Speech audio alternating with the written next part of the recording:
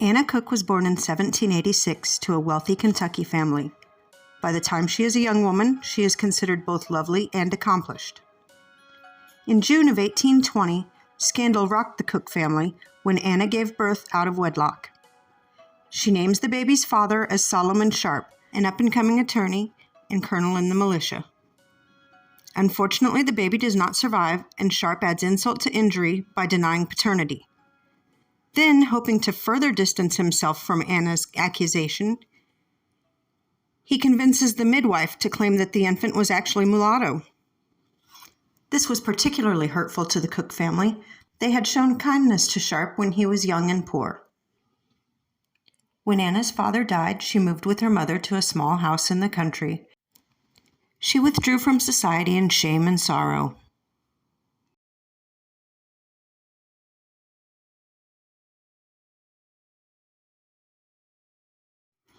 Jeroboam Beecham was born in 1802 to a wealthy farmer. He was considered especially bright, and his father made every effort to ensure that he received the best possible education. He chose to study law and was a promising student when he heard from an acquaintance of Miss Anna's beauty and the scandal involving Sharp. Jeroboam, who had once admired Sharp, became disenchanted with his actions and desired to meet the lovely Miss Anna, despite her being 18 years his senior. He devised a plan to visit the Cooke residence on the pretense of borrowing books. Jeroboam made several attempts to court Miss Anna, but she rebuffed them. Eventually, however, Jeroboam asked her to marry him, and she agreed, on the condition that he kill Solomon Sharp. Now Sharp was living in Frankfort, having been appointed to the state's attorney general's office. Jeroboam set out immediately to confront him. But when he found Sharp in Frankfort, he declined to duel. Jeroboam calls him a coward and tells him that he better get a gun and be prepared to fight, or he's going to get his ass whipped every day in the streets until he agrees to duel. Jeroboam gets up bright and early the next morning, buys a whip, and starts patrolling the streets looking for Sharp. After several laps around town, though, he gets tired of looking and just starts asking people if they know where Sharp is. They tell him he's gone back to Bowling Green to collect his family. Jeroboam rode back to Bowling Green, but Sharp wasn't there, nor was he expected any time soon. Jeroboam returned to his darling, and Anna said that she had reconsidered. She said she would still marry him upon Sharp's death, but she's decided she would rather kill him herself. Anna wrote a letter to Sharp asking him to come and visit her in Bowling Green, but he was suspicious and failed to arrive at the appointed time. Jeroboam finished his education, and despite the fact that Solomon Sharp was still alive and well, the pair married. This could have been a happy ending for the couple, but they still had to restore Anna's reputation by eliminating Sharp. Jeroboam wrote Sharp using a variety of aliases and excuses to lure him back to the Bowling Green area. Sharp was now a candidate for a seat in the legislature. However, his opponents won't stop bringing up Anna Cooke. So, Sharp goes back to the statement that his wife made when she was the midwife.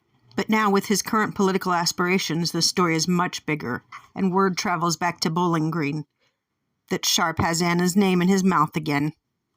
Jeroboam selects a knife, Anna adds some poison, and Jeroboam goes back to Frankfort. It took him a little effort to locate Sharp, but in the wee hours of the morning, he disguised himself, covered his face, and knocked on Sharp's door. Sharp called out, "Who is it?" Jeroboam answered back, "Covington." Sharp asked, "Covington who?" And there's some discussion before Sharp relents and opens the door. Jeroboam grabs him by his wrist and pulls Sharp towards the light, revealing himself.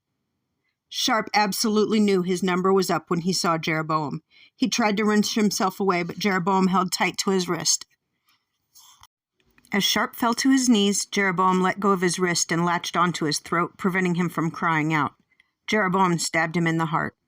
After getting some rest, Jeroboam returned to Anna, who blessed his name. But the next night, 4 men arrived at his door from Frankfort to tell him he needed to accompany them to answer for the charges of murder. On the way back to Frankfurt, they run into the real Covingtons, who are great supporters of Sharp. They tell Jeroboam they have evidence against him, and ask to see his knife. Jeroboam gladly hands it over, knowing that the wounds won't match his knife. Later, when he asks them to return it, they claim that they've lost it. Jeroboam had left a couple items back at the hotel wrapped in a handkerchief. Now his accusers presented that handkerchief, altered to appear as though it had been used in the murder. Jeroboam denied the handkerchief belonged to him and told the men that that is evidence that will clear his name when they return to Frankfurt. But during the night, Jeroboam picks the man's pocket and steals back the handkerchief. He burns it in the fireplace. At trial, Jeroboam was found guilty. Anna accompanied him from the courthouse to the prison and refused to leave his side. Anna wrote an epitaph for their tombstone and told Jeroboam her plan to cheat the hangman. She smuggled in some laudanum, and the pair will just lie down and hold each other and die in each other's arms. But unfortunately, there isn't enough to kill either of them. Jeroboam tells his love that she should live. On the morning of the execution, they make one final attempt to die together. A guard eventually notices that Anna has a bloody knife, and the pair have injured themselves. They move Anna to another cell and resign to hang Jeroboam before he dies of a stab wound. But he pleads so passionately to see his wife one more time. The guards placed him beside her, and he touched her face tenderly. And when the life left her body, he said, "Farewell, child of sorrow, victim of misfortune and persecution. You are now safe from the tongue of slander. For I have lived for you, and for you I die." And he kissed her lips and indicated that he was ready to go to the gallows. Even though he was weak from his injury and loss of blood, he waved to the ladies as he was carted off to meet the hangman. The lovers were buried in a single coffin. And that's the story of the Kentucky tragedy.